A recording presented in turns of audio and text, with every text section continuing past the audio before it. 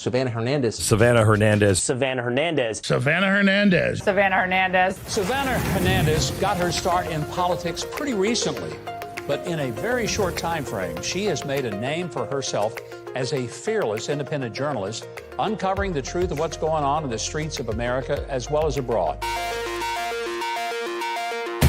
Did you see any other reporters on the streets of Portland documenting what truly is shocking to most Americans watching tonight? No, I seem to be the only one, Laura. It's absolute chaos out here. I was immediately attacked. I've never seen so much interest in a story. I don't think white privilege is a thing. I think brown privilege is a thing. That was wild. What's up, guys? It's Sav. I'm just here, and I'm with this guy. What are you doing here? Tucker Carlson? Hey, what's up? Welcome to the United States of America. It is June 25th, 2025, and what's been going on these past few weeks? Well, we just bombed Iran, and as of now, there's a ceasefire in place between Iran and Israel, but many Americans have been calling for the money, time, and attention that is continuously given to foreign countries to be diverted back home. And why is that? Well, let's take a look at New York, for example. A Muslim socialist won the primary for the next potential Democratic mayor of New York, and many are pointing to one of the biggest concerns of modern-day Americans, that being the illegal and legal immigration system that has been put into place. As to why. Now, we've talked about Zohran Mamdani previously, but if you're unfamiliar with this immigrant who has barely been a U.S. citizen for 7 years, he's a proud socialist who was born in Uganda, raised in South Africa, and has spent his time here in the U.S. pushing for government-run grocery stores, taxpayer dollars being used for child transgender surgery, and overall pushing for communism within the USA. And many are asking, what is wrong with New Yorkers? How could Americans vote for this? And the answer is a difficult one that for the last decade has been pretty taboo to even discuss. But the truth is that both, yes, illegal and legal immigration are kind of an issue.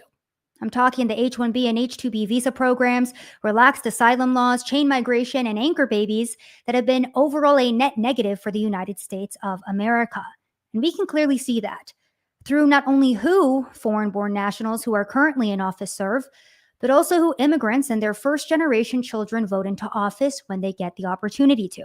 We're going to be discussing all of that on today's episode of Rapid Fire. And of course, in terms of our intervention or our involvement in the Middle East, where we currently stand with that now, and what the future of that potentially looks like. So welcome back to another episode of Rapid Fire, the show that you're listening to right now that can also be followed on Apple Podcasts. If you guys do like the show, or maybe you just want to listen to it, you can go and follow it on Apple Podcasts. Go leave me a 5-star review if you like the show. And before we jump into all of the news, because my friends, there is quite a bit of it, big shout out to my subscribers who keep the show going. Thank you to everybody who joins me there. I answer all of my messages on that platform every single Monday. So if you've ever wanted to speak with me directly, that is the platform to do it. And you're also supporting the show.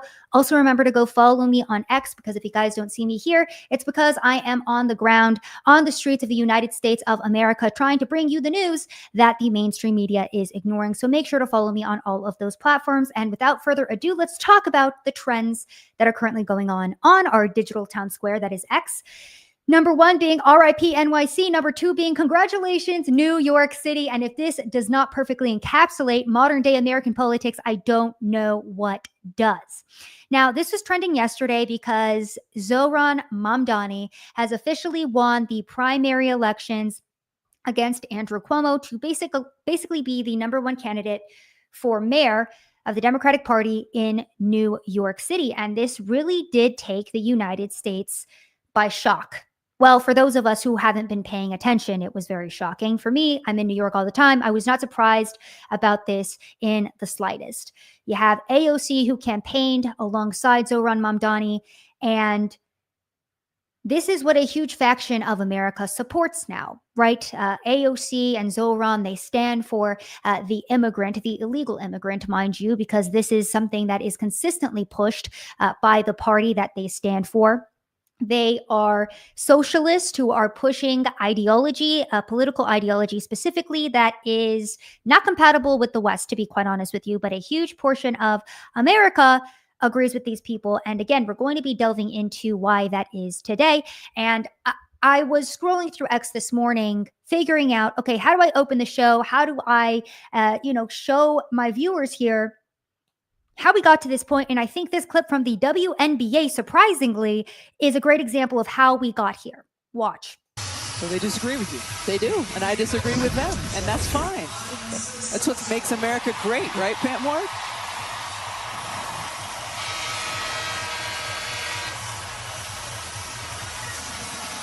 I should rephrase that. Yes.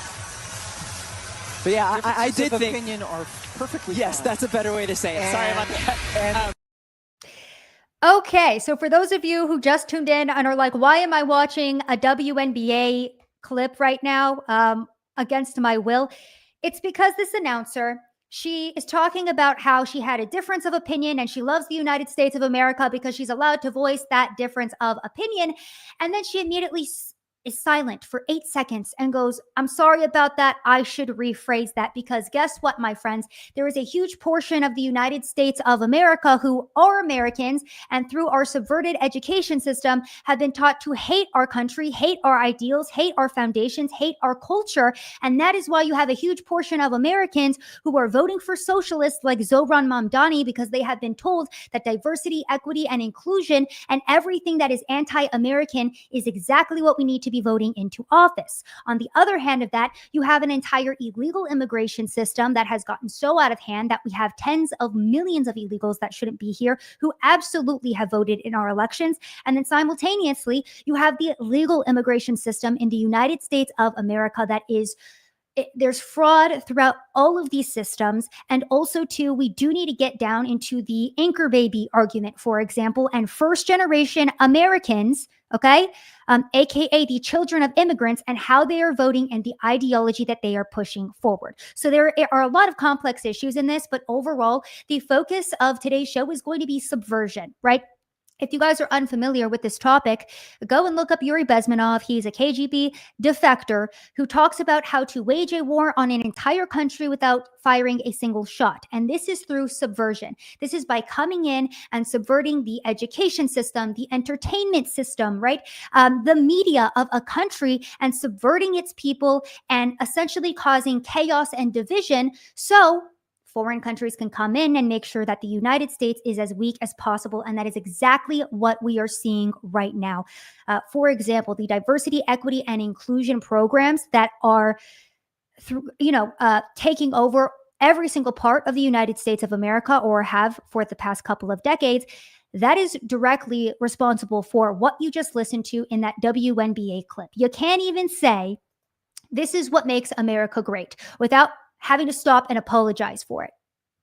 This is where we're currently at as a country because our entire culture and our entire population has been subverted. And today we're going to be discussing what the founding fathers actually wanted for the country. Because just to start off strong here, I truly do think that we need to amend the Constitution to stop foreign-born nationals from serving in any form of government in the United States of America. And no, this is not just because Zohran won the primary in New York. This is because we have seen in both the judicial system and in various, areas of the government and Congress, foreign-born nationals serving, and it always being a net negative for this country. And I'll provide all of the examples for you. But let's go ahead and talk about New York City since it's front and center.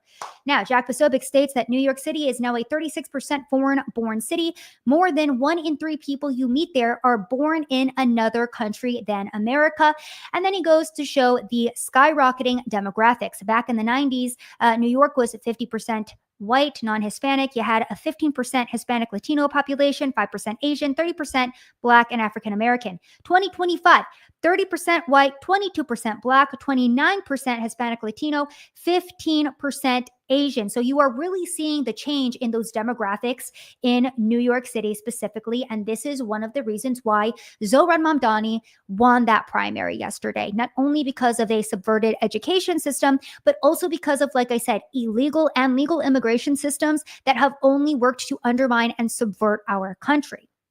Also, Zohran Mamdani doing extremely well with the working class. No, not quite. Yeah. Funny how socialists, they never really do well with the working class, because the working class who understands how money and jobs work, they never really like those socialist ideals that are pushed. Zohran Mamdani is doing extremely well with college-educated voters, which, like I was stating, is the perfect example of how far gone our various higher level education systems or institutions are.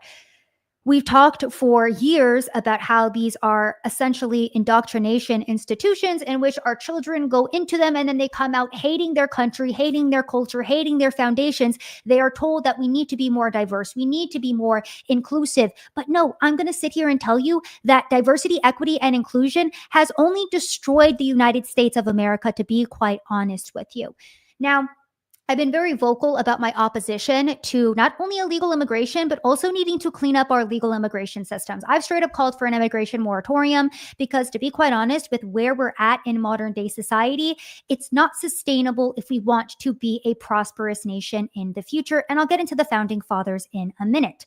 But before we do, let's just run through who Zohran Mamdani is, since this is a big news story. And for those of you who don't know, what is this man campaigning on?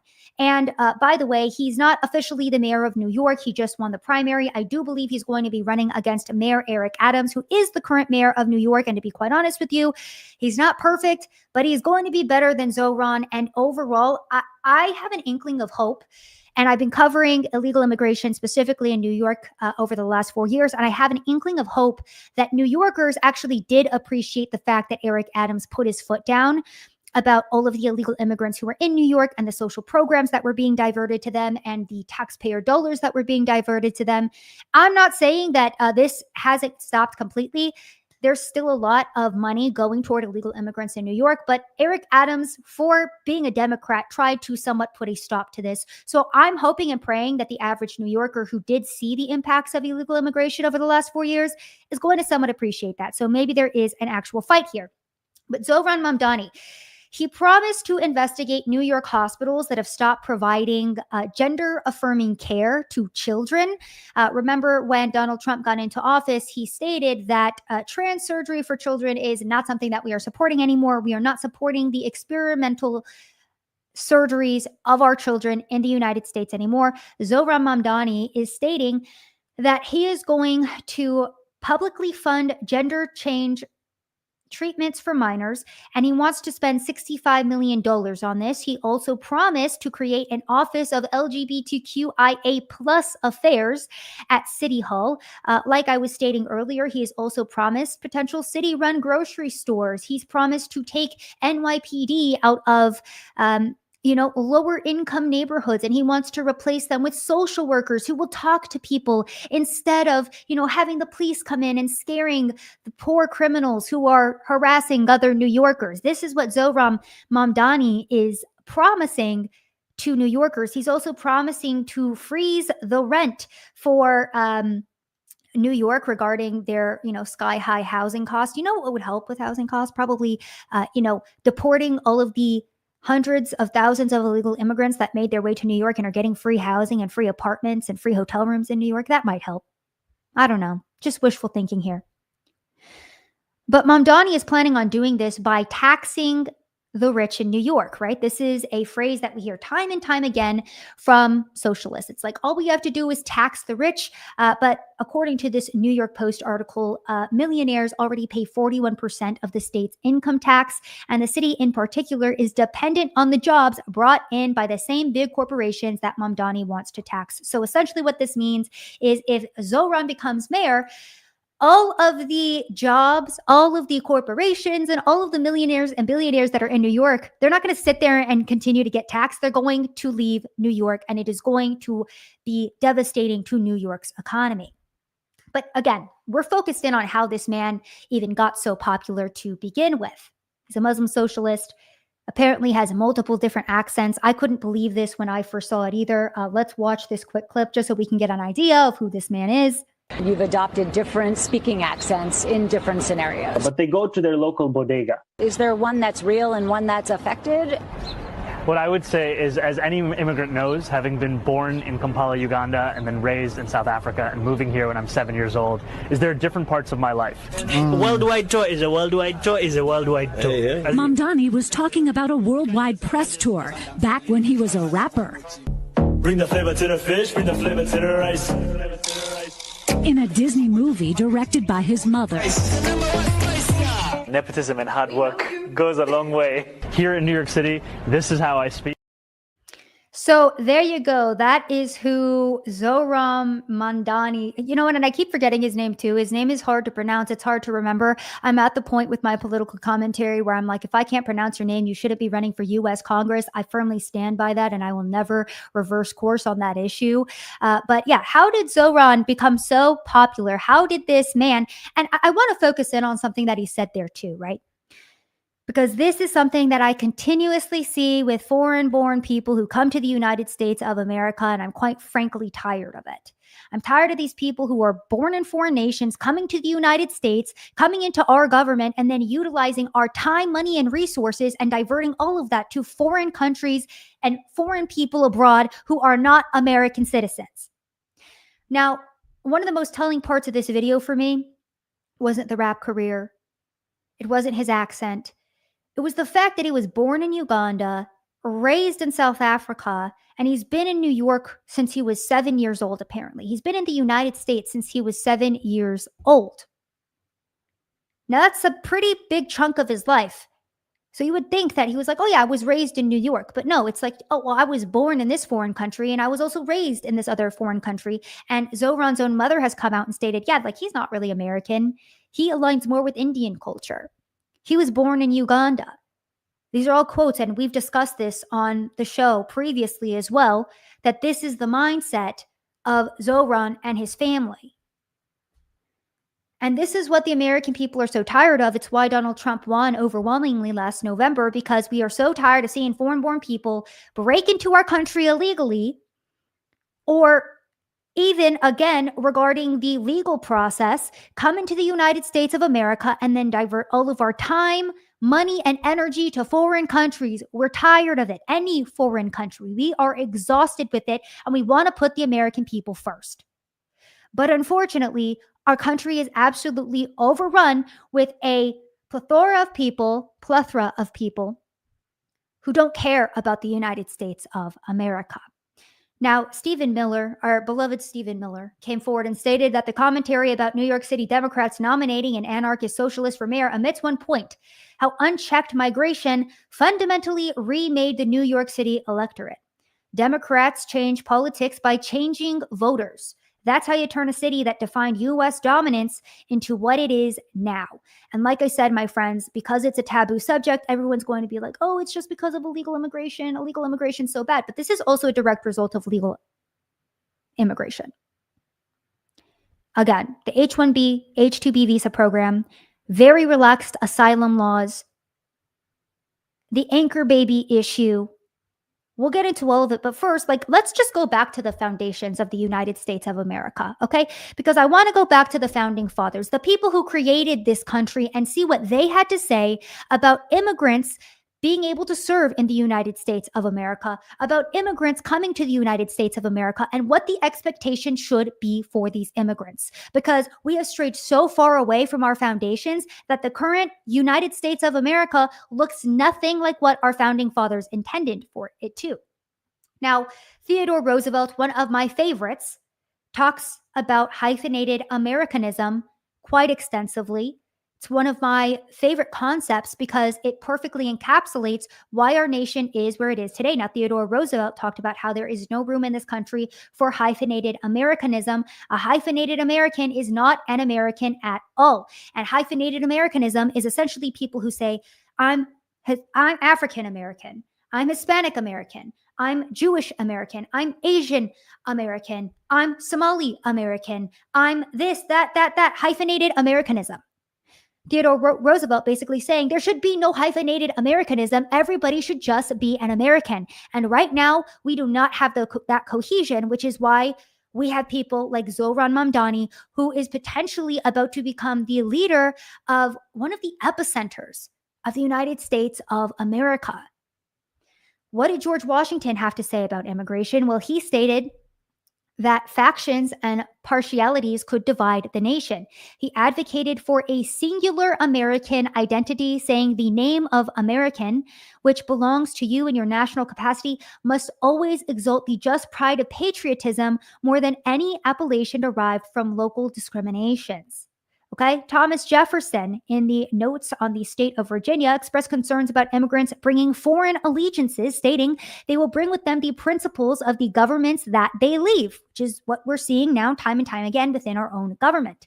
These principles, with their language, they will transmit to their children. Okay, so these are the founding fathers, right? This is what they had to say about immigrants coming to the United States of America and what the expectation was supposed to be. John Adams similarly valued unity but recognized diversity, but in a 1787 letter wrote about the need for a common language. Why is that? Why is it that the founding fathers were consistently calling for a common language, a common culture, a common foundation, and a common name that everybody rallied around? Because they understood at their core that if you had different factions of America fighting about what it means to be an American, you would have what modern day America is right now. We'll go through Benjamin Franklin and then Alexander Hamilton before we move on. Ben Franklin stated that non-English immigrants, particularly Germans, might not assimilate. Okay, so obviously the fears are the same. Maybe the cultures are a little bit different in the modern day, but assimilation and people not assimilating is always a concern and has always been, because this fundamentally changes the culture of an entire country. Alexander Hamilton, who was an immigrant himself and was apparently more open to diverse backgrounds, according to Grok, also argued that immigrants should cast off the European skin and embrace American principles, suggesting a unified identity over hyphenated loyalties. So this is what the founding fathers had to say. There was a huge emphasis on being an American and putting the ideals of the United States of America first over any foreign country, how our leaders should have no allegiance or loyalty to any foreign country. But we are now living in a time frame where people who were born in a foreign country, who openly advocate for foreign countries, who have maybe dual citizenship or dual loyalty to foreign countries, are serving in our government and utilizing all of our time and money to help other countries. And the American people are tired of it, which is why we elected Donald J. Trump to try to fix it. Now, Donald Trump posted this, and of course I had to put it up because I'm in there as well. Thank you, Mr. President, for sharing me. To all of my viewers, the president shares my work, which means I'm right about everything. Sorry, I don't make the rules. I'm kidding.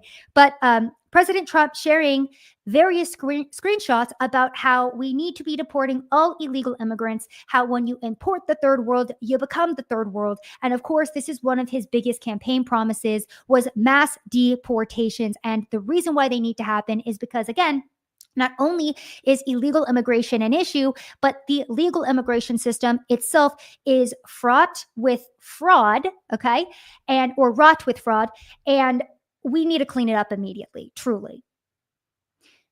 Now, just a little bit of an update on where asylum is in the United States of America, and this came out just today. President Trump is planning on ending asylum claims and speeding deportations up for hundreds of thousands of migrants.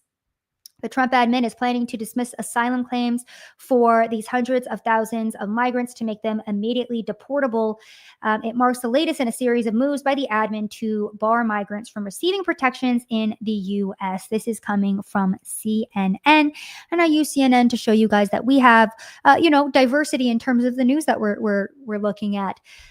But here is the Trump admin's plan. Right. And I'm glad that they're doing this, because the majority of people who came across the border over the last 4 years, their asylum claims were fraudulent. A lot of the people who, again, even come in through the legal system, the asylum system in the United States, there's so much fraud interwoven within these systems, and the United States of America has become what it is today. Let's not also forget, over the last 4 years, that we spent $151 billion on illegal immigration in 2023 alone. I was scrolling through some of my old posts about illegal immigration, And just seeing the numbers of what this country went through over the last 4 years, but also understanding what our country has been through over the last couple of decades is truly heartbreaking, to say the least, because the country that we're living in now is not the country that the founding fathers had fought for, quite frankly, and wanted to create. They created this country for Americans and for people who want to come to this country and be Americans, not extend their loyalty to other countries and send all of our time and money to other countries. America is for Americans, and our government should be focused on Americans, and it is not. If you look at New York, you have the governor of New York, Kathy Hochul, who's saying that the state is going to be spending $50 million in lawyer fees for illegal immigrants. And my friends, that was actually a lowball number, because apparently it's actually $64 million that's already included in the state budget for these illegal immigrant legal fees.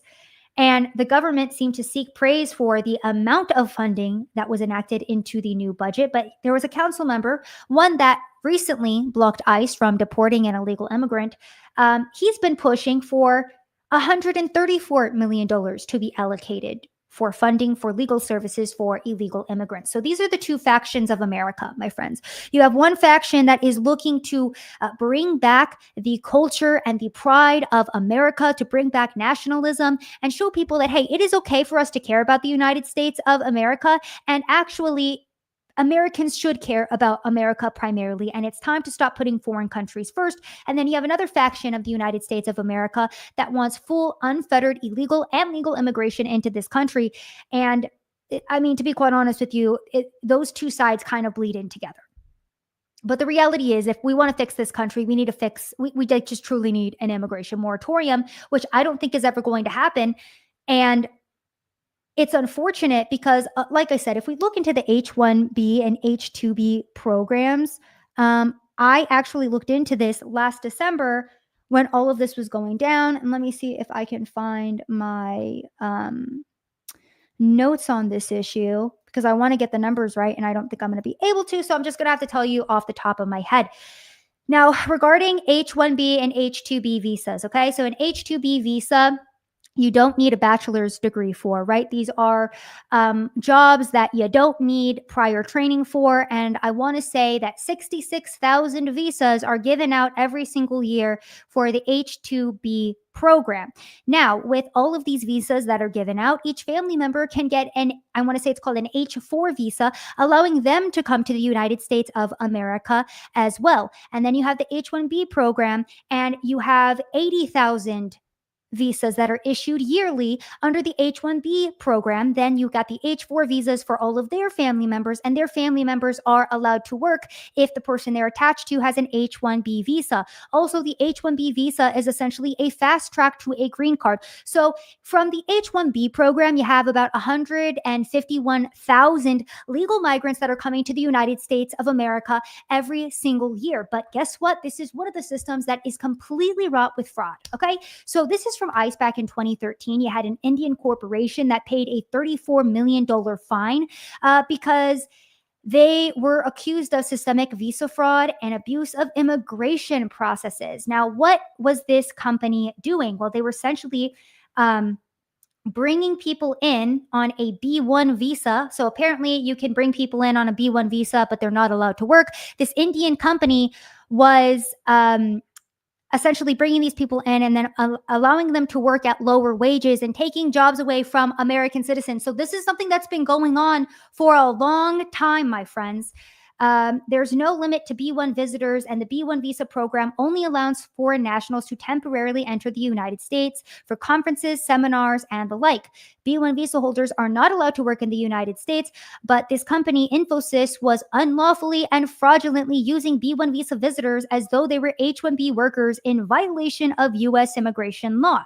So this is one thing that this company was doing. This was back in 2013, but it gets better, my friends, because for that H-1B visa, well, you need to have a degree for it, right? Because we want to bring in people, immigrants who are educated, who can help our economy. Did you know that there are entire Indian schools that are notorious for selling degrees Did they just sell bachelor's degrees to people so they can take advantage of the H-1B visa programs in the United States of America and come into our country? There is a huge problem with the legal immigration system in the United States of America, and it has been taken advantage of for decades. And you have all of these people, and I hear this so often, and I think it's like my biggest gripe with the right wing, right? Because it's like, you hear this from the right all the time.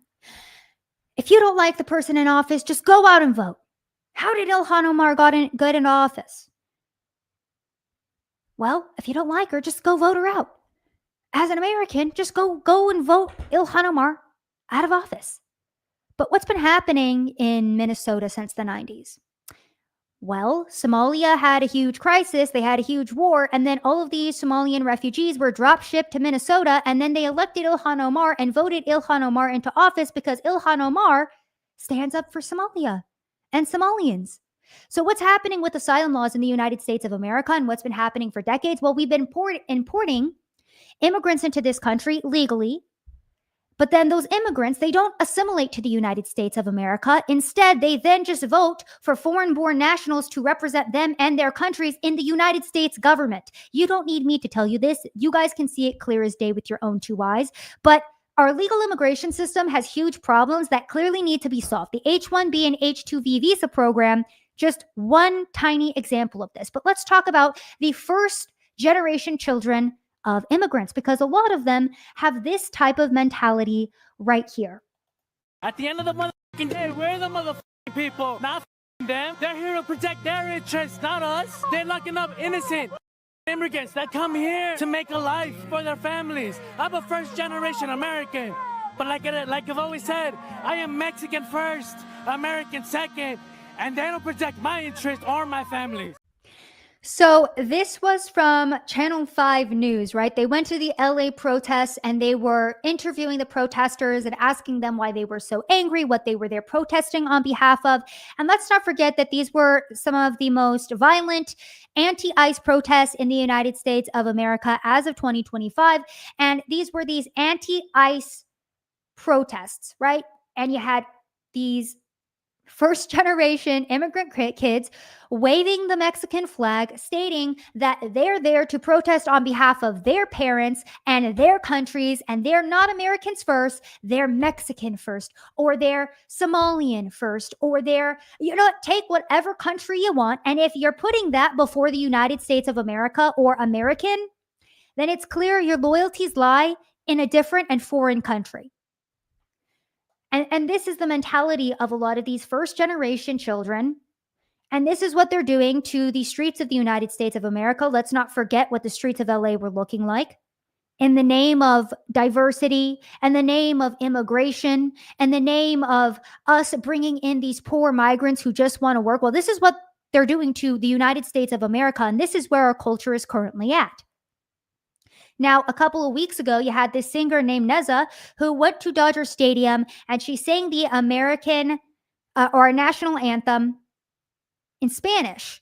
And the Dodgers specifically told her not to do this. And she said that she did it to protest ICE deporting all of the immigrants across the United States of America. The majority of the deportations so far, by the way, have been some of the most violent criminals that we've ever seen. So she goes to an American baseball game. She sings the American national anthem in Spanish. And I was looking into this girl a little bit. Okay, where do her ideologies lie? Where does she come from?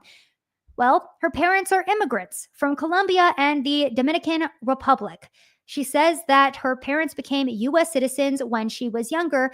But again, what I want to note here is this pattern of the children of immigrants having zero respect or loyalty to the United States of America. Imagine going to Mexico and singing the Mexican national anthem in a foreign language to protest Mexico trying to enact their own immigration law, which they do all the time, by the way. Why is this allowed in the United States of America? And more importantly, why do we have an entire subset of Americans, an entire generation of entitled individuals who have no loyalty to this country? Going back to the founding fathers, this is exactly what they warned against. Let's keep going because per federal sources, you have the vice mayor of a city in Southeast LA County who is currently under FBI investigation. And by the way, too, her name is Cynthia Gonzalez. Before we watched this video, I looked into her a little bit, and she's a councilwoman. If you look at her biography, immediately she's the daughter of immigrants.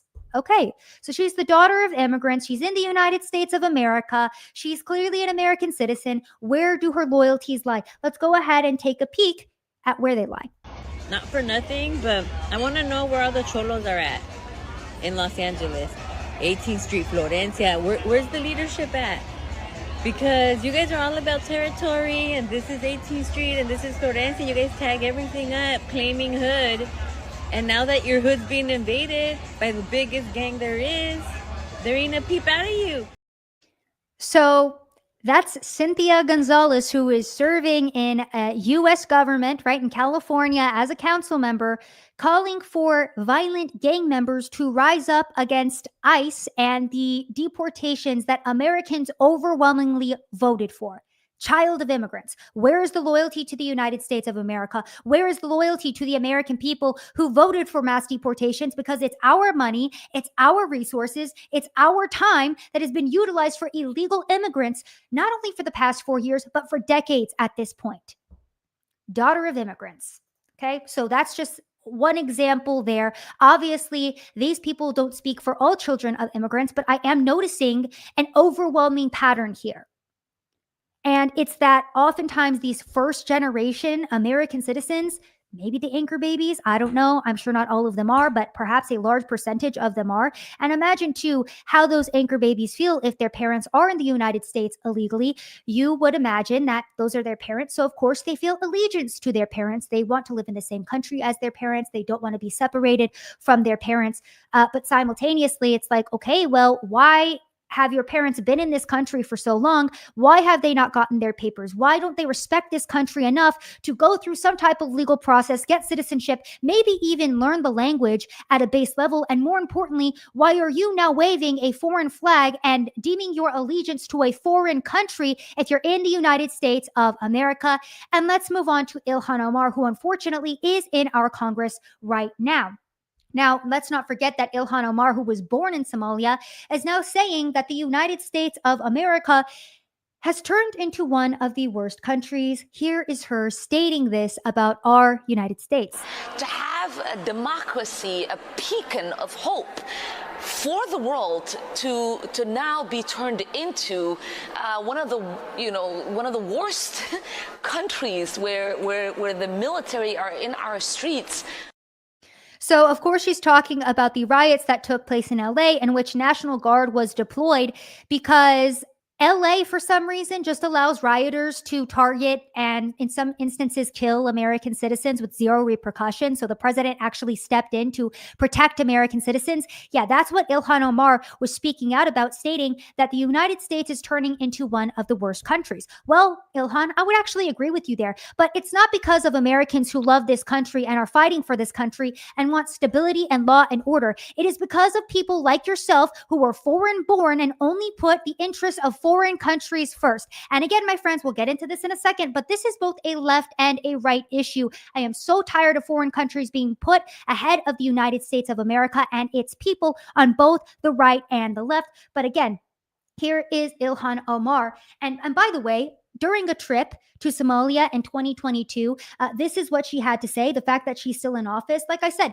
it would be crazy if it weren't for the fact that we legally imported Somalians, drop shipped them into Minnesota, and then they voted legally for Ilhan Omar. That's how this happens, because we have so many relaxed asylum laws. And again, that in itself, like, how do we get to the point where we need to have these asylum laws and we need to import these people because we've destabilized their countries? That in itself is an entire different conversation. But getting back to this is an active member of Congress in the United States of America. She's speaking in a foreign language that I don't understand, so I will narrate over this for you for my podcast listeners. So she's saying, I am an American migrant in the U.S. Congress, but I am a Somali girl, A girl with your lineage, remember, she's in Somalia talking about this. A girl with your language, a girl with your religion, that was a young child taken from her country, that misses her country and wishes to live there and share with its people. I am hopeful in the future that me and my children will be able to raise our kids in this land where I was born and raised. Okay, so that was 2022, Ilhan Omar on a trip to Somalia, as clear as day, pledging her allegiance to Somalia, talking about how Somalian interests are her number one priority.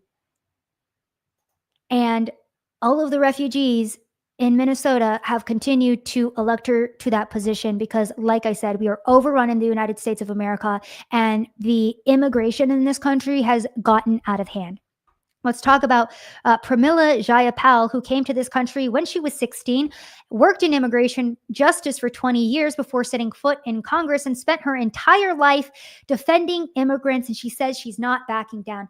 Well, Pramila, why is it that you are dedicating all of your time and your entire life to defending immigrants instead of defending Americans? A pivotal question that we should be asking, and that the American people are tired of seeing Congress members who are sitting here and trying to impeach our president and trying to stop the process of him deporting illegal immigrants or cleaning up America.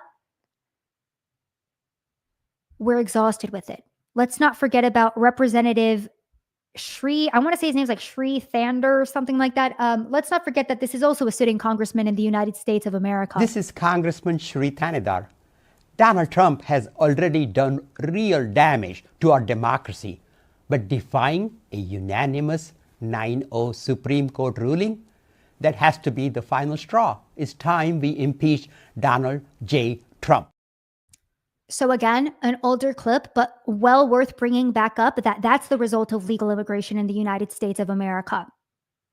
Now, when this clip first came out, people were asking, I didn't believe this guy was an actual congressman. I guess people in Michigan are dumber than I thought. No, it's not Americans that are voting for this. And I commented on this back in April. Minnesota and Michigan are filled with people who are here legally. They're drop shipped from India and Somalia via H-1B visa and asylum laws. These are the people they've elected to govern for them, which makes sense since they're not American. Hard truths for us to discuss, but we need to. And again, I've had so many people in the left wing too, and even in the right, like in the far right factions as well, being like, you can't talk about this issue because you're brown and your last name is Hernandez. Yeah, I'm an American citizen at the end of the day. I have no loyalty or allegiance to any foreign country. My language is English. My culture is American. My country is the United States of America. I am American. That's it. And that's the entire problem, right? Is that you have immigrants who come over here and they want to hold on to their culture. They want to hold on to their flag. They want to hold on to their language. They want to bring all of this over to the United States of America, and it's diluting our culture, and it has turned our society into this, it's not cohesive. We're not living in a cohesive society at all because you have so many people who came here both illegally and legally that are taking advantage of this country. And that's the difference. And like I said, the founding fathers themselves had these same issues, but they were very hard line when they said, if you come to the United States of America, you need to assimilate. And most importantly, you need to renounce all loyalty to any foreign country. Let's not forget, you also had a Minnesota state representative proudly claiming that she was in the country illegally. She was like, oh yeah, I came into the country illegally. And I was actually reading into what she stated as well. And of course, USAID was a part of her story of how she came to the US. So apparently what her father did was one of their uncles worked for USAID. And because his mother had died, my father, as the one processing the paperwork, put my grandmother down as his mother. And so she stated, this Minnesota representative stated, I am illegally in this country. My parents are illegally here in this country. So there you guys go. That's where we're at in the United States, where you have people proudly stating that they're here illegally because they know they're not going to face any repercussions. They know that they can do this. They know that there's so many illegal immigrants in this country and legal immigrants who have no loyalty to the United States of America, that we're overrun. And this is a seemingly impossible problem to solve. Let's not forget as well that a third of all DC district judges were not born in the United States of America. So you have 15 district judges in the DC area. 5 of those are foreign born. And for some reason, all 5 of those judges somehow managed to get their hands on some of the most controversial Trump cases. For example, you had Barack Obama appointed judge, Tanya Chutkan, who was born in Jamaica. She is overseeing the legal challenge to Doge's work to slash excess government spending. This article is from a little while ago. You have another Obama appointed judge who was born in India, and he was overseeing January 6th civil cases. You had a Biden appointed judge, Ana Reyes, who was born in Uruguay. And she was going to be, what was she working on? Okay, so she presided over an objection to Trump's executive order declaring gender dysphoria as inconsistent with the high standard for troop readiness.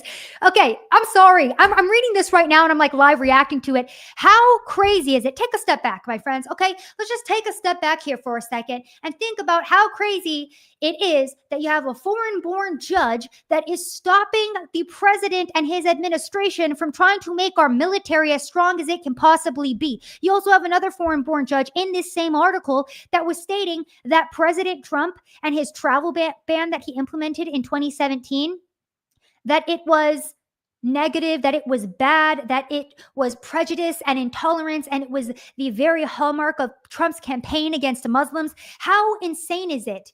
And I think we sometimes forget because we are so inundated with all of this DEI nonsense and policy. We kind of forget how absolutely, pardon my French here, but batshit insane it is that you have a foreign-born person who is sitting here in the United States of America and telling us that we need to impeach our president, that we have to have our laws this way or that way, that we have to fight for immigrant rights, illegal immigrants, by the way, who have no loyalty to this country. And then you have judges that are stopping the administration from imparting the exact mandate that we, the people, elected them to put into place. What is going on in this country? It's like, am I in crazy land? Am I taking crazy pills? How are we even arguing this as a discussion right now? What is going on?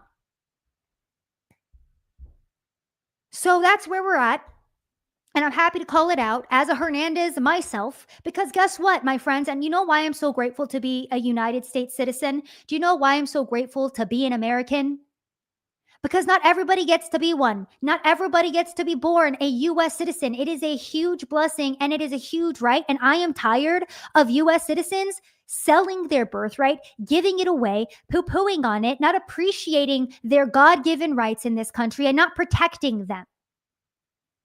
And putting foreign countries at the front of the United States and her citizens. This is not what the founding fathers intended. It's not what our Constitution was written for. And like I said, I'm going to double down again and state that the Constitution needs to be amended and we need to stop foreign-born citizens from serving in our government at any level, local, state, federal. It needs to end because it has overall been a net negative. Look at everything that we just went through. They clearly don't care about this country. They clearly don't care about its people. They clearly don't care about the wants of American citizens. All they care about is foreign countries, foreign cultures, foreign languages, and destroying the United States of America and everything that we have built. I think the reason I have such a visceral reaction to Zohran Mamdani is because he stands against everything that the West stands for. Like socialism and communism are the exact opposite of what the United States stands for and what the West stands for. But again, you have an entire education system that was subverted, and you have an entire generation of Americans who were taught to hate their country, to give up their birthright, and to actively fight against it. And then you have another faction of people who were legally or illegally brought into this country who hate America already and want to turn the United States into a third world country for some reason. Now, I want to highlight that this isn't just a one-sided issue, right? I'm not just going to scream about Democrats all day and be like, oh, Democrats love foreign countries. Look at Ilhan Omar with Somalia. Look at Pramila Jayapal with India. Look at Zohran Mamdani with South Africa and Uganda and him touting that he was born and raised in these foreign countries. The right wing is just as guilty of this. And yes, I'm talking about with Israel, okay? Owen Schroyer had an interesting take. He said, make no mistake about it, Mamdani's win in New York City tonight is the first sign of Israel fatigue reaching the voting booth. Yes, they will literally vote for a foreign-born socialist as long as he doesn't kneel for Israel as Cuomo did. This will reach the 2026 midterms and 2028 presidential elections. Now, you guys might read that and be like, that is absolutely crazy. The reason why Zohran Mamdani was voted in New York City is because he is a radical socialist. It is not about Israel. But to be quite honest with you guys, in the right wing, and I am seeing it, and it is very true, a huge faction, especially of younger Americans, okay, whether you're on the left or the right, younger Americans are tired of any foreign country being put first. And they have a visceral reaction to politicians like Ted Cruz, who have doubled down and stated that they came to the Senate committed to being the leading defender of Israel. Okay, so Ted Cruz sat down with Tucker Carlson. This was last week. This was amidst the United States getting involved with the bombing of Iran alongside Israel. We'll get into all of that in a second. Ted Cruz was facing major backlash, not only because he couldn't very well explain what AIPAC is, what it does. It's a foreign lobby that for some reason does not have to register as a foreign agent like every other foreign lobby would have to. Tucker Carlson was really grilling him on this, and he was getting a lot of backlash. And he thought it was a good idea to double down and state that he's committed to being the leading defender of Israel, and he was proud to be supported by AIPAC. Now, a lot of Americans, like I said, in the right wing, the younger generation, we're tired of American politicians, specifically Republicans, being Israel first. We don't want the wants of Israel and its citizens to be put first. We want the wants of America, our troops, our citizens to be put first. We want our money to stay in the United States of America. We want our borders protected. And it wasn't just Ted Cruz last week either who was at the forefront of this. Mark Levin was drumming okay, the war drums hard last week, okay? So apparently, and this was some anonymous report, it was floating around on social media stating that J.D. Vance reportedly pushed back against Israeli officials during an intense phone call. Mark Levin, who is supposed to be an American citizen, he's a commentator on Fox News, he's supposed to put the interests of Americans first, you would think. He retweets this and he says, is this report about Vance accurate? It's very important that we know either way at some point.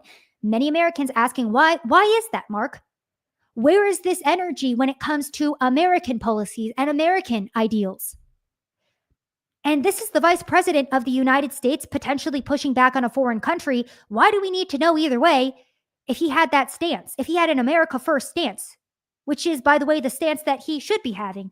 Mike Benz stated, if messaging like this keeps up from people seen as dominant in U.S. foreign policy decision-making, 20 to 50% of MAGA's base will feel run roughshod over, become jaded, sit out 2026 and 2028, and the DNC will arrest everyone and install a much more pro-Iran foreign policy. Nobody wins. That's what Mike Benz has to say about it. And a lot of people don't want to listen to this, and they don't want to say it's true, but it is true that younger Americans and this new generation that's coming up does not want any foreign country put at the forefront of the United States of America. And we are so tired of our officials slobbering and drooling over and chomping at the bit to send our taxpayer dollars to foreign countries that don't serve the interest of the United States of America. This was our own, and let me see if I have this clip. Yep. This was our own State Department spokesperson, Tammy Bruce, on the United States of America. The pride of being able to be here and do work that facilitates making things better for people, and in the greatest country on earth, next to Israel. So we are tired of this type of commentary, and we're tired of this type of rhetoric, to be quite honest with you. This last week, with the strikes on Iran, if anything was exposed, it is that the American people are tired, okay? We are tired of our time. We are tired of our money. We are tired of our resources. We are tired of American lives being sent abroad. We're tired of it. On both the left wing and the right wing. Exhausted with it. Randy Fine last week was saying, or actually this is from 2024, but it got brought up last week because people were like, just to highlight how absolutely insane this loyalty to foreign countries is on both sides of the aisle. This is Randy Fine. He's a congressman out of Florida. He says, there's a reason that the first time I shook Netanyahu's hand, I did not wash it until I could touch the heads of my children. Which a lot of Americans was like, "Okay, Randy, that's really weird. And why is it that you have such an undying loyalty to a foreign country and a foreign president? It's very strange." He then went on to say, "Blessed are the peacemakers," later last week. And then somebody commented with his post that said that Gaza must be absolutely destroyed. And if you guys want my honest opinion regarding the left, the left wing is tired of seeing the United States complicit in bombing Gaza because guess what? Whether you want to believe it or not, there are innocent children over there. And a report just came out of Harvard stating that 400,000 Palestinians have disappeared, half of those being children. And Americans are tired of funding wars overseas. We're tired of funding death overseas, whether that is between Russia and Ukraine or Israel and Palestine or now Israel and Iran. We want to focus in on domestic issues. And the reason why people were so upset last week is because in the age of information, we are starting to see how much money goes abroad. Did you guys know that we are sending about $3 billion to Israel, I believe, every single year? Actually, it might even be, every single month. Israel received the second largest amount of U.S. aid in 2022 after Ukraine. The U.S. committed $12.4 billion. Okay, the two countries, Ukraine and Israel, received 4.8 and 18.1% respectively of all foreign aid granted that year. Since 1946, we have given Israel $300 billion. And a lot of people right now are arguing about what it means to be America first. Because some people are saying that being America first means being Israel first. A lot of us are doubling down and stating, no, that's not what it means. We saw what the war on terror looked like. We saw what United States intervention in the Middle East looked like. And a lot of those terror groups that we sought to destroy are still active in the Middle East. And guess what? These Middle Eastern countries hate us because we keep going in and bombing them and destabilizing their nations. Me and my dad argue about this all the time because he's very much like, well, we need to protect Israel because the Bible says that those who bless Israel will be blessed. And, they keep getting attacked. And it's like at the end of the day, Dad, first off, Israel as it stands now and the government of Israel, like I would really like to separate the government of Israel from the Israeli people. And this is something that I've seen a lot of people state too. It's like, if you critique the government of Israel at all, you hate Jewish people and you're anti-Semitic. No, it's the same way I critique the American government because they themselves are extremely corrupt. The Israeli government also corrupt and they need to be called out. Okay. And I'm glad that we're living in the age of information in which we can talk about these issues because we did potentially almost get dragged into another unending war in the Middle East this last week. And many people were very vocal about it. And a lot of people extremely upset as well because it does very much seem like our greatest ally, Israel, disrespected the United States of America and disrespected our president. Now, a couple of days ago, Donald Trump was stating that there was a ceasefire that had been agreed to by Iran and Israel. And for those of us who might not have been paying attention to the timeline here, basically, since the 80s, Bibi Netanyahu has been stating that Iran is weeks away from a nuclear weapon. And then Israel went and bombed Iran's nuclear facilities because they were, once again, weeks away from having a nuclear weapon. Americans were screaming, please don't get involved, Donald Trump. Please do not go and bomb Iran. We don't want to be involved in this. We don't want intervention. We don't want regime change, which is where this always leads to. We went and bombed Iran. Iran retaliated, but overall it seems like they warned Qatar and the United States so that way our bases were not, filled with soldiers. Nobody died. So essentially Iran retaliated and then Donald Trump was like, okay, good. Everyone got everything out of their systems. Great. He brings forth this ceasefire, okay?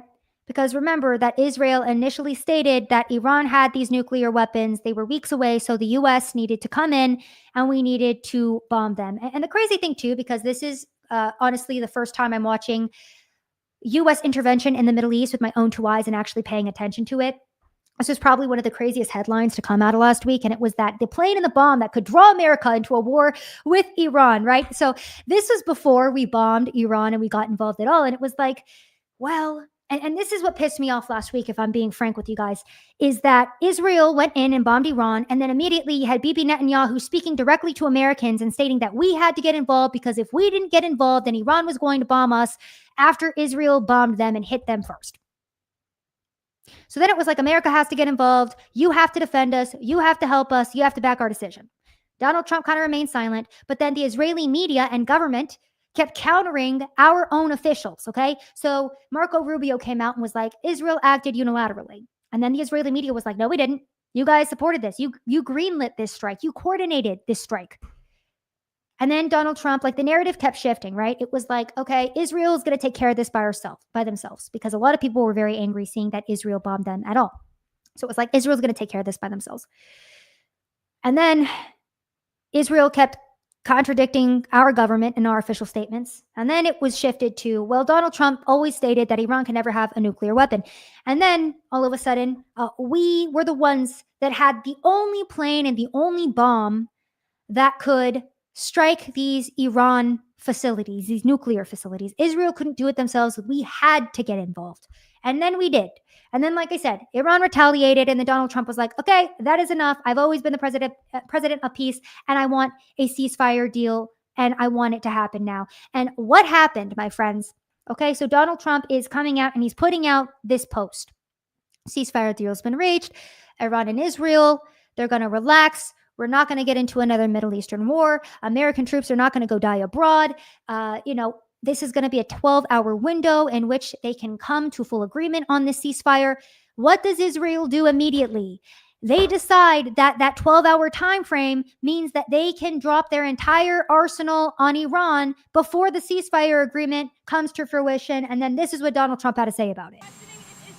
Israel, as soon as we made the deal, they came out and they dropped a load of bombs, the likes of which I'd never seen before. The biggest load that we've seen. I'm not happy with Israel.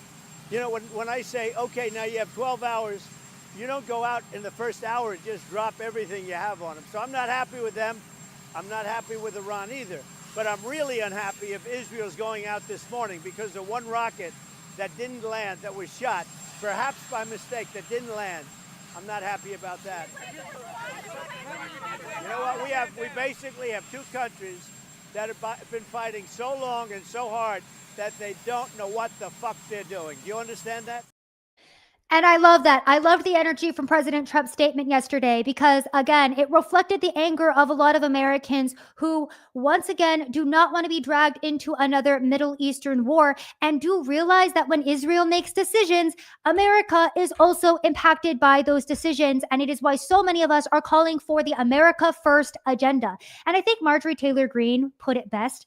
She said that her thoughts on bombing Iran was that she didn't know any American who had been the victim of a crime or killed by Iran, but she knew many people who have been victims of crime committed by criminal illegal aliens or murdered by cartel and Chinese fentanyl and drugs. Almost everyone in the country, in the United States of America, who's focused on domestic issues, which is all of us, that's what we care about. She stated that America dropped bunker busters on the cartels, or we haven't dropped bunker busters on the cartel's sophisticated drug tunnels. We haven't launched tomahawks on massive cartel poisonous drug operations or gone to war against the cartels. Neocon warmongers beat their drums of war and act like Billy Badasses going to war in countries most Americans have never seen and can't even find on the map. And that is the reality of this situation. And my friends, I know a lot of us are like, okay, awesome. Donald Trump brought forth this ceasefire agreement and we're done with it. Oh, cool. The Middle Eastern issue is over. Everybody's going to be on their best behavior. Well, we already have leaks coming out and attempts to push us further into war for regime change in Iran, because this was always the ultimate goal. And it's why people were stating we should not get involved at all. Now, this comes from Natasha Bertrand, who Donald Trump just today was like, fire her from CNN. She's such a loser. She's a fake and she's pushing fake news. And this is fake news. She pushes that exclusive early U.S. intel assessment suggests that strikes on Iran did not destroy nuclear sites, sources say. Okay. So President Trump and his administration have come forward and completely debunked this. Portions of the Israeli government have come forward and stated, yeah, we damaged the nuclear facilities. The U.S. damaged nuclear facilities enough to stop Iran from having nukes for a couple of years. Okay. But what I want to focus in on is, one, Israel's immediate response to the ceasefire deal goes to show that this was never about the nuclear weapons. This was about a regime change in Iran. Because if it was about the nuclear weapons, as soon as Donald Trump brought forth the ceasefire, they would have been like, okay, cool. This is what we initially needed help with, and we got it done. Awesome. Everyone's good to go. No, they dropped their entire arsenal on Iran, knowing that that is not what Donald Trump wanted them to do. Like I said just a second ago, we have given Israel $300 billion since the 1940s. We are the ones that are funding them. We are the ones that are providing them with weapons, and then they disrespect our president on the world stage like that. I don't know. It just seems extremely disrespectful to me. And that's why so many Americans like myself are just tired of these various foreign countries being given so much money, so many weapons. We're tired of the regime change. We're tired of the focus going overseas in any country, in any capacity, because it's clear that a lot of these foreign countries don't respect us, quite frankly. It's very, very clear. And Israel's response was just straight up disrespect of the president's wants for a ceasefire and peace deals. And I was saying at the beginning of this, it seems like Donald Trump was trying to negotiate with Iran to get a nuclear deal on the table. And then Israel was like, we're just going to go ahead and bomb them. Reports stated that Donald Trump knew about the strikes beforehand and this was coordinated and that he wanted to do this all along. But to be quite honest with you, President Trump has always been extremely consistent with his pro-peace platform and not wanting to get involved in wars. He's been consistent on this since 2016. And I definitely felt like he was trying to, come to the table and negotiate continuously. And perhaps Israel decided they were going to make their own decisions.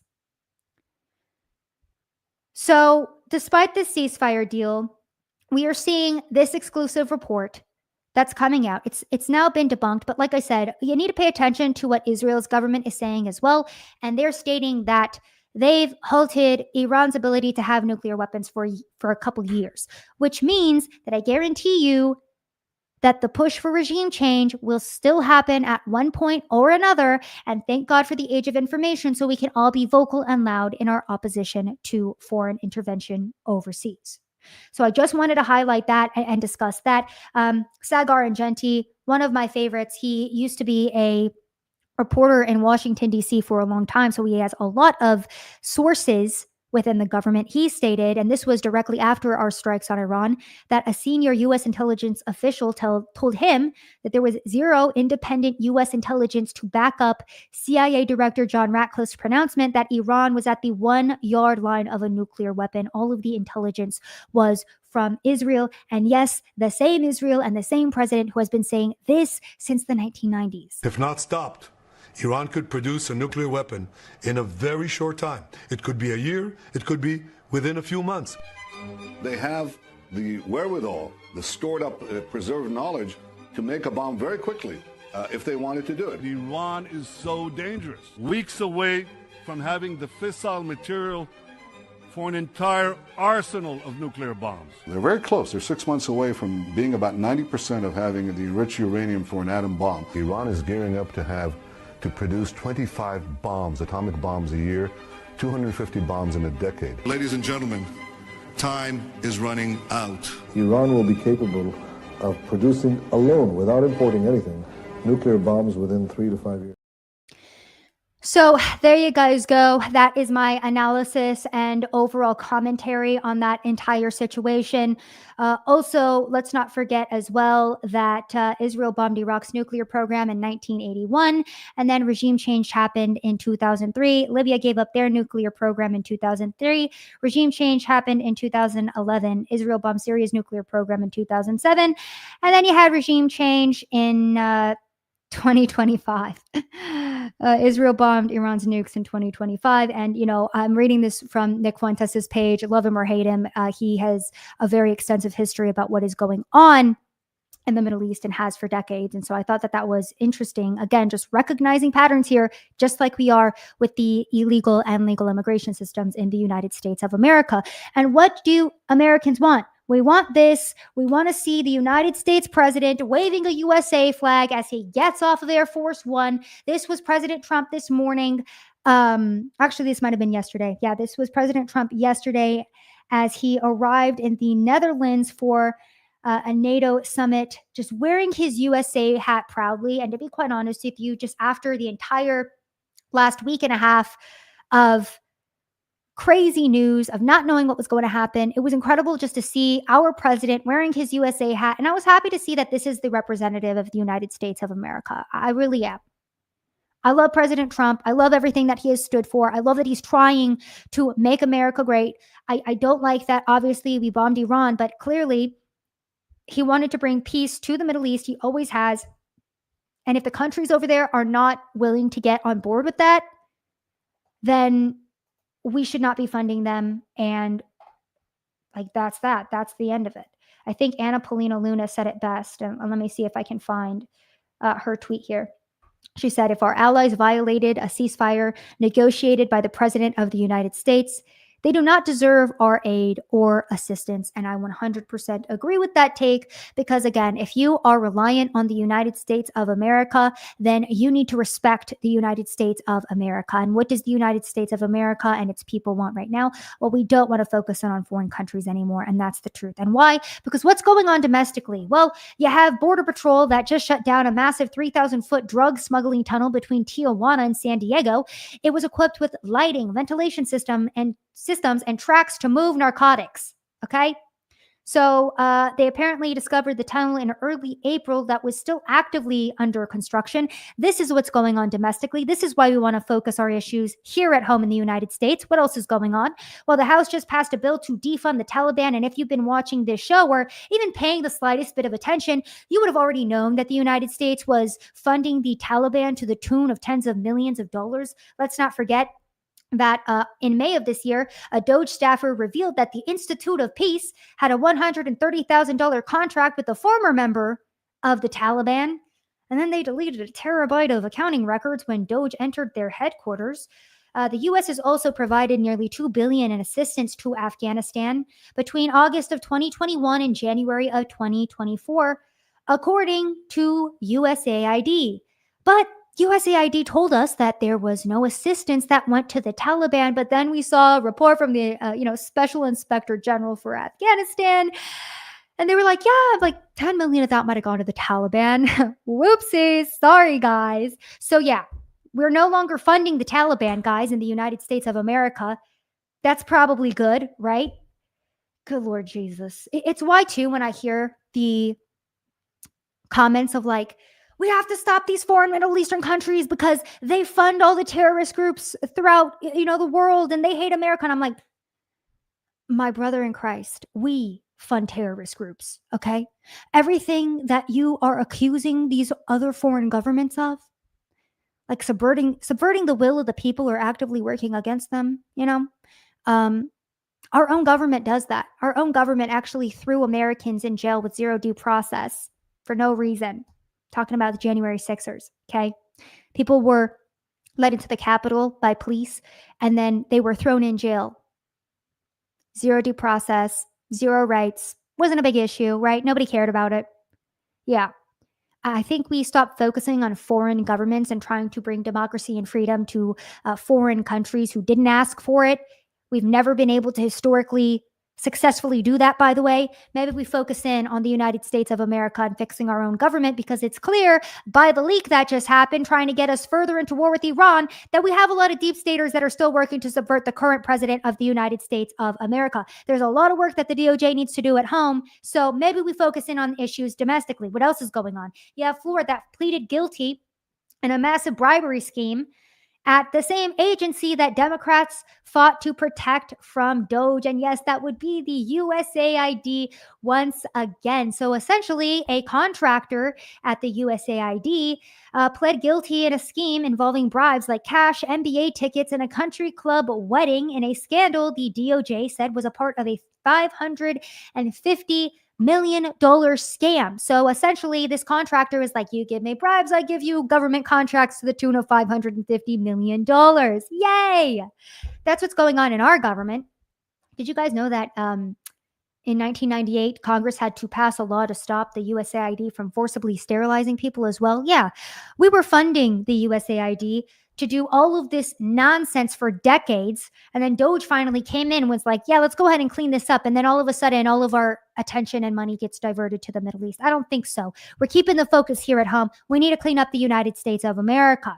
What else is going on? Well, the FBI gave Congress intel on alleged Chinese plot to create fake mail-in ballots in 2020. So this was Kash Patel, who turned over to Congress an intelligence report raising concerns that China had mass-produced fake U.S. driver's licenses to carry out a scheme to hijack the 2020 election with fake mail-in ballots for Democrat Joe Biden. And before you guys write this off and say, oh, that's ridiculous, I don't believe that at all, at the exact same time frame that this was happening, and let me see if I can find this part of the article, and there it is. Another agency, U.S. Customs and Border Patrol, had intercepted nearly 20,000 fake licenses around the time the intelligence came in, a possible corroboration of the report. So just giving you guys a little idea of what's happening here domestically and why we need to focus in on what's going on at home. Now, the vote for the big, beautiful bill is going to begin on Friday in the Senate. Remember, it passed the House, and now it has to pass through the Senate. But what is in that big, beautiful bill? Well, there is a portion of it that states that individual states cannot regulate AI for 10 years. Let's not forget that the big, beautiful bill was also 1,100 pages for some reason, because it's impossible for our government just to pass what we ask them to. Another important part of the big, beautiful bill is that it does have the funding in there. I want to say to the tune of $150 billion for mass deportations. A lot of us have been stating like, okay, the mass deportations, they need to happen. I feel like it's been hard to see that mass scale because they need funding. That's going to be in the one big, beautiful bill that's getting voted on this Friday. However, there's also some hidden things in there, like the non-regulation of AI for 10 years by every single state, which is just freaking insane. And of course, you have various other members of the Senate that are trying to, I'm sure, sneak things into the big, beautiful bill before it's passed, because that's our government for you.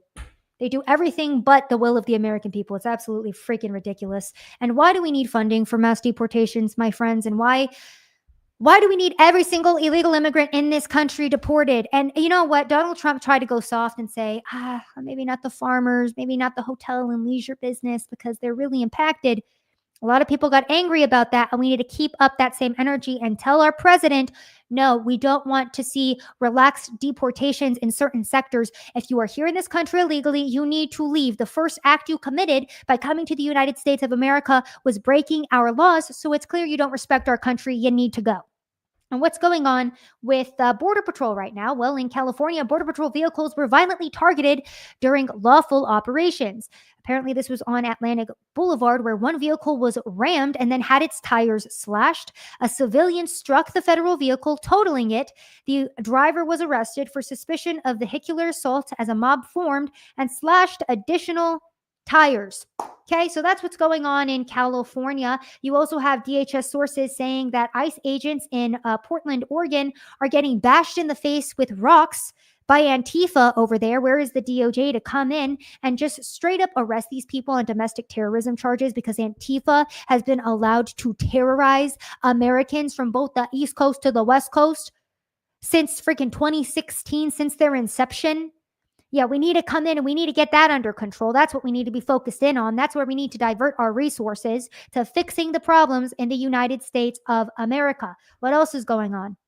ICE arrested 11 Iranian nationals illegally living in the United States. ICE also arrested a U.S. citizen who threatened to kill ICE law enforcement while harboring an illegal alien from Iran. Now, I think it's really interesting that this popped up immediately after we bombed Iran. And again, too, I feel like if anything goes into this same exact narrative, that when you go to these foreign Middle Eastern countries and you bomb them, then they kind of hate you, and then they come onto U.S. soil and try to commit terrorist attacks. You know what would fix that? Mass deportations and fixing our border and making sure that our government actually serves the people and isn't focused in on foreign countries and what their governments want.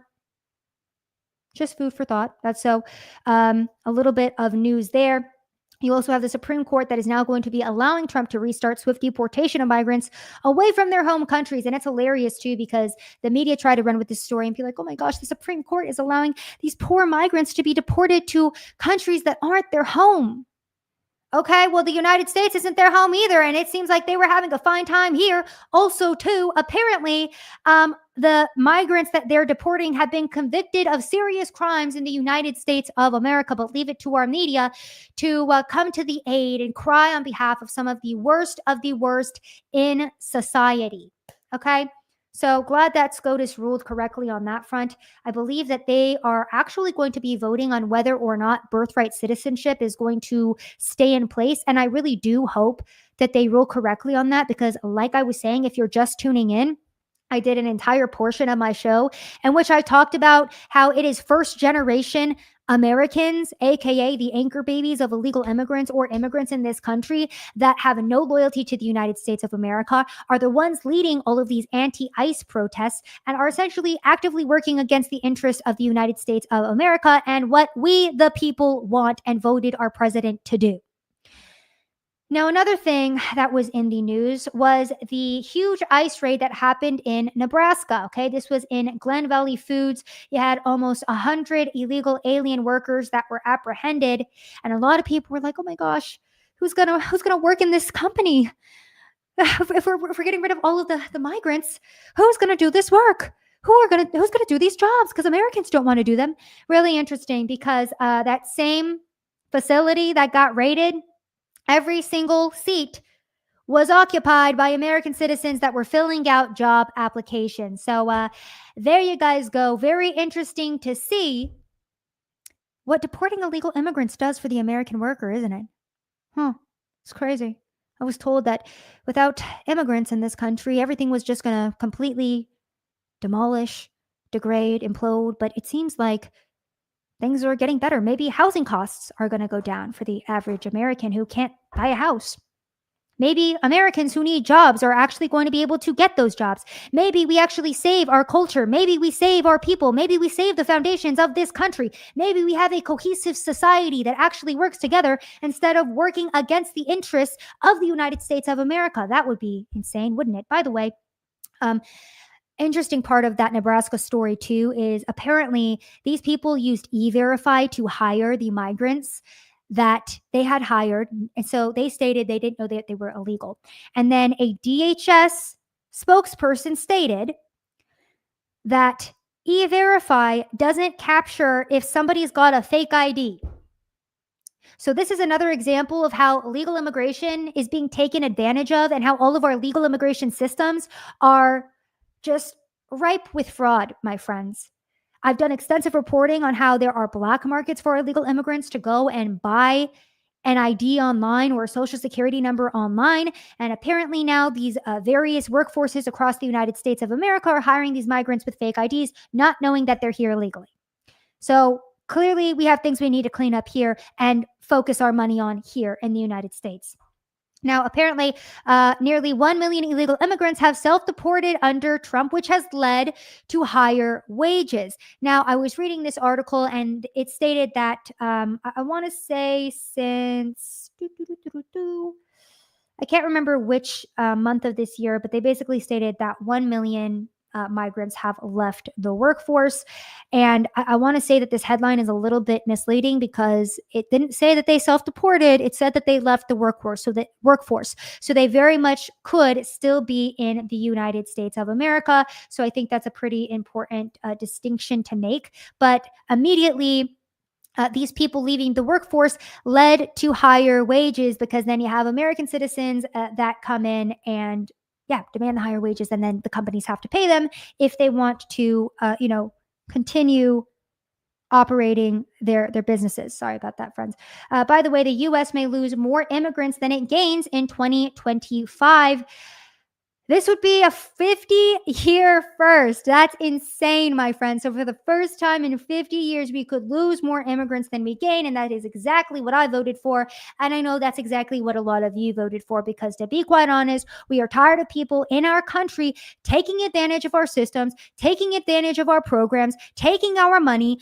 I mean, we've given all of these illegal immigrants and legal immigrants and their children so many benefits in this country, and they have taken advantage of us and spit on us, and the American people are tired of it, and we want to focus in on our country. We want to clean things up because there is a rampant fraud in our own government, and there's people that the DOJ needs to be focused in on arresting, by the way, so we can actually get things done. The entire problem with this country is that every 4 years it's like a back and forth, right? It's like, okay, 4 years of Donald Trump. What if in 4 years we have a Democrat that becomes president? This is why it's so important to codify all of the Doge cuts, for example, into law. But of course, our Congress has not quite done that yet. So we need to continue pushing, and we need to continue hoping and praying that we are heard when it comes to our congressmen on both the left and the right, putting foreign countries first. So there you guys go. That is my viewpoint on where we are currently at in the United States of America, as well regarding the regulation of AI and why that's so important. I'm sure a lot of you guys saw this news segment, and if you didn't, the entire thing is 6 minutes long, okay? I don't really have much of an attention span for entire news segments just because I try to watch so many of them so quickly throughout the day to keep up with the news. I watched this in its entirety because it was so insane. I clipped it down for you guys to 45 seconds, a little bit more digestible. But if you can, go watch the entire CBS. It's a 6-minute clip because it just goes to show you the dangers of AI that are quickly headed toward each and every one of our households and why we need to focus in on this. And again, solve these issues domestically and focus in on just reinforcing common sense and good morals and values and ideals into American citizens, because this is the next generation warfare that we're essentially being faced with. I'm not a very emotional man, but I cried my eyes out for like 30 minutes at work.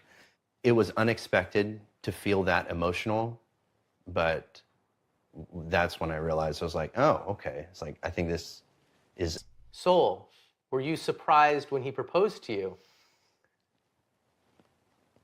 It was a beautiful and unexpected moment that truly touched my heart. At that point, I felt like, is there something that I'm not doing right in our relationship that he feels like he needs to go to AI?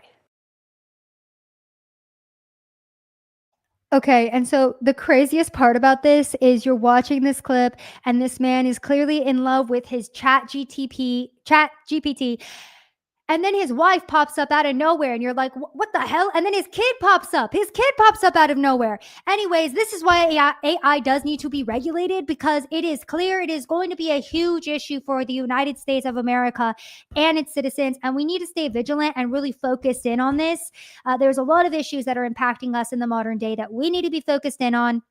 So again, I laid out quite a few of them for you here. And hopefully, as we move forward, after the big, beautiful bill is passed, hopefully we can start seeing those mass deportations, because like I was telling you guys, at the height of this illegal immigration crisis, we had 10,000 illegal immigrants coming into the United States in a single day. We're not deporting 10,000 illegal immigrants per day right now. We're not, because we don't have the funding. We don't have the resources for it. So hopefully that happens soon. And hopefully we stop focusing on foreign issues, foreign countries, and sending our money abroad, and refocus all of that back home in cleaning up our country and truly amend the Constitution, get these foreign-born nationals out of our Congress, because it has overall been a net negative for society. Thank you guys so much for tuning in to another episode of Rapid Fire. My name is Savannah Hernandez. If you like the show, you can find it on Apple Podcasts. Go leave a 5-star review if you like it. Big shout out to my subscribers who keep the show running. Remember, you can go follow me on YouTube, Rumble, on X, everywhere. I'm everywhere. Go follow me. If you like the show, if you hate it, let me know. Leave a review, leave a comment. Thank you guys so much for tuning in, and I will see you guys next time. And that's all I got for you guys on today's show. Let's get into some super chats. There's quite a few of you that are here today. If you're just tuning in now, you're going to have to go back and rewatch if you want my explanation regarding the title of this show, because I laid it out for the entire past hour with examples of the, again, immigrants in Congress, in our judicial system, that have only worked against the interests of the United States of America, which is just absolutely crazy if you ask me. Mark Zart says, good afternoon, Sav. Glad to see that we all survived World War III. I love that Trump dropped the F word yesterday when talking about the Israel-Iran conflict. What concerns me is the sleeper cells that we all know are here. Look, again, Mark, maybe if we focused in on cleaning up our country, mass deporting, and protecting our border, we wouldn't need to be worried about sleeper cells. So maybe we should do that. Junior says, I saw Ted Cruz tweeting that he wanted New Yorkers who were leaving New York City because of Zohran to move to Texas. Why does Ted Cruz hate Texas? Yeah, you know what? I really don't love Ted Cruz. The longer I follow his political career, the less and less I like him. Again, he just seems to have his focus on other countries that are not the United States of America. And yeah, a lot of young people are just so tired of this type of politics. The Ted Cruz Republican. We're tired of it. It's old. It's ineffective. Just stop. Mark again says if people who come here refuse to assimilate and still support their country of origin, they need to be sent back home. Yeah, I completely agree. I'm tired of seeing people here waving foreign flags. I'm tired of seeing their children waving foreign flags. You come to the United States and you assimilate. This is the greatest country on earth. And if you don't think so, then you need to leave. Junior says, deport the fats. You know what, Junior? I was going to tweet that out earlier and I was like, okay, I feel like it's a serious issue. But I honestly wanted to be like, deport anybody who waves a foreign flag in this country. Anybody, any foreign flag, deport them, and also deport all the fat people. Calix is a new member of the YouTube channel. Thank you, Calix. Coolful says, thoughts on Dan Patrick and Greg Abbott's disagreements with THC. I've kind of talked about this previously. Look, and you guys aren't going to like my response to this, but every single city that I've been to that's legalized weed smells like crap. And at the bare minimum, I feel like we should keep like our city streets from smelling like weed for our kids. And again, I know you can make the same exact argument with cigarettes, whatever. I just think that it's a slippery slope. That's my opinion on the matter. Every single city that I've seen legalize weed, it's like, okay, well then why don't we legalize heroin next? And then you turn into San Francisco. So that in itself is kind of a difficult issue. I would say, do I think it should be illegal for adults to smoke weed in their house? I really don't. I think that's government overreach. Simultaneously, I don't like that people are allowed to smoke weed in the streets in front of kids. And I don't like cities smelling like weed. So I'm all over with it. Albert says, Sav is one of my favorite journalists. Thank you, Albert. Vulture says, gonna have election in Norway this year. The right is currently leading in Oslo. Wish us luck. I don't follow Norwegian politics, but we'll be hoping and praying for y'all. Norway, I guess I got to go visit and check out their political scene over there. Junior says, people need God because falling in love with AI is demonic. Big facts, Junior. If y'all are dependent on AI for socialization, just go outside, okay? I promise there's people that you can talk to. Go outside, get off social media, touch grass. This truly is a motto that we all need to cling to for our lives because people are straight up falling in love with their AI at this point, and it's disturbing. One of my least favorite things in Austin is the Waymos that drive around. Those are the self-driving vehicles. And it just pisses me off because it's like, I'm sorry, who said that Google was allowed to just launch these gigantic essentially cameras to drive around our streets and spy on everybody all the time? Like, am I the only one that has issue with this? It's like when you go to the freaking airport and TSA is like, okay, we're just going to scan your face. I'm like, no, you're not. You're not going to scan my freaking face. Leave me alone.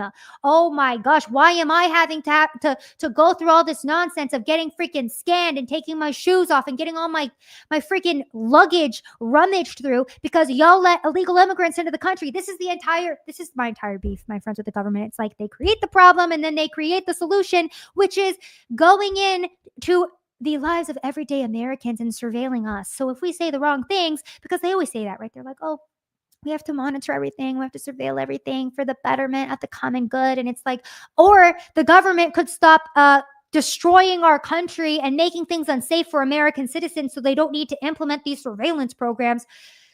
I don't know. I guess I'm on one today. It's just because it's like I go to the airport and I freaking hate, like, there's nothing that I have a more visceral reaction to, my friends, than the TSA immediately saying, stand there. I'm like, I don't have to stand in front of your freaking facial recognition software, and I shouldn't have to opt out of it. If anything, you should be asking me if I want to do it, not telling me to do it, and then me having to tell you no. You know what pissed me off? Because the last time I was at the airport, the guy goes, stand here. And I was like, no. And he was like, you have to tell me you want to opt out. And I was like, okay, I just did. And then he was like going to start lecturing me. And then he just stopped. And I was like, yeah. And it's like, I get pissed off. I get really pissed off. And then the TSA agents are like, you can't be mean to us because it's against the law to be rude to us. Yes, we're just going to go ahead and, search you and treat you like a criminal. You know why I'm mad, you guys? Okay. Story time really quick. The last time I was at the airport, I was coming home from YWLS. Okay, that's Turning Point's women's conference. I was speaking there. I'm in the airport in Dallas, and I have to get stopped and frisked. And this isn't a regular frisk, okay? It's a groin area frisk. To all the simps in the chat, don't. Whatever you're gonna say, don't do it. I will actually get pissed. Like, I'm not even joking. Full groin area frisk, okay? The lady I felt like I was getting raped. I was like, ew, like, you really want to do this right now? You really think that, are you serious? And she was like, sorry, the machine said that I have to. Full frisk. And then guess what happens? The guy right behind me, he has the alert go off in the same exact area. So I was like, cool. So y'all are just out here sexually assaulting people. That's really great. Thanks. Just such a freaking joke. And then the rules are so arbitrary. I could truly do an entire episode about how much I hate the TSA. I just have such a visceral reaction to Americans who willingly join an organization that is the antithesis of what American rights are supposed to be about. I don't know. We need to really abolish that nonsense, truly. Okay, sorry to go off on a tangent. I just freaking hate the TSA so much. It's so ridiculous. And it just pisses me off too that Americans think that it's normal and think like, oh, TSA's always been a thing. Like, yeah, it's totally fine. It's not fine. It's not freaking fine. Stop scanning my face. You already have my ID. I didn't even want the real ID to be in the freaking federal database. You guys forced me to do that. You didn't ask me when I got my driver's license renewed if I wanted to be a part of the real ID program. No, the government just puts you a part of it. And then when you go to the airport, they're like, we have to see your ID. Then we have to scan your face. Then we have to go through your luggage. Then we have to frisk you. And I'm like, how about you freaking deport all the illegals in this country? You close the damn border. You do an immigration moratorium. And then I don't have to be subjected to this nonsense. I don't know. God truly made me a Karen so I could speak on behalf of all of you who are scared to speak out. And I gladly will. Cody said, Sav, I think I'm taking the same crazy pills as you are. You probably are, my friend. It's just things are absolute nonsense. Someone says that I'm crashing out. Big facts, I'm crashing out because I freaking hate the TSA. They need to be abolished. I met Thomas Massey. The first thing I said was, how do we get the TSA abolished? Because I'm tired of my rights being violated every single time I'm trying to travel in this country. It's a ridiculous thing. Anyways, I'm done crashing out, my friends. I got things to do. I actually am preparing for my next trip. I'm not going to tell you where I'm going because people in these various locations apparently have been monitoring my work because it keeps going viral because I'm exposing them for being communist retards. Goes with the territory. But I will be heading to my next trip, which is why I've been traveling a lot this month. I've been traveling a lot, which is why you haven't seen me here. But like I said, I'm going to try to hit you guys with the show every single week. If you guys like it, remember to go follow me on X, YouTube, Rumble, all that good stuff. I get on the mic probably once a week to just give my thoughts and opinions on various U.S. issues, like the fact that we need to amend the Constitution and get all foreign-born citizens out of our Congress, out of our government, local, state, federal, immediately. Immediately. Also deport fat people. Okay, I'm done. I'm sorry. I'm done being mean. I'll be nice. All right, my friends, that's all I've got for you on this episode. Thank you so much for tuning in, and I will see you guys next time.